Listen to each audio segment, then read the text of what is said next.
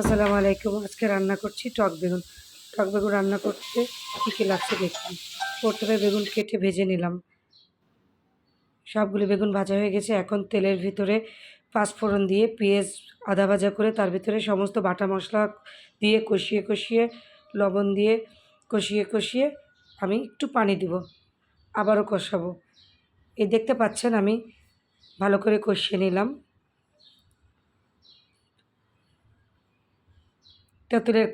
তেঁতুলটা ভিজিয়ে রেখে চেলে নিয়েছি। বিচিগুলো ফেলে দিয়ে তেঁতুলের কাঠটা এখন দিয়ে দিলাম। ভালো করে নেড়ে চেড়ে পানি দিয়ে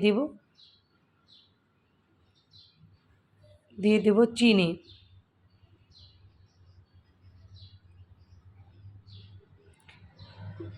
ভালো করে বলক উঠলে ভাজা বেগুন দিয়ে দিব। এমনভাবে দিব যেন বেগুনটা না গলে। বেগুনটা শক্ত রেখে নামাতে হবে, কারণ বেগুন তো আমি ভেজেই রেখেছি। এবং লবণ এবং টক চিনি এই ব্যালেন্সটা একদম পারফেক্ট একটা স্বাদে আসতে হবে, যেমনটা আপনি পছন্দ করেন।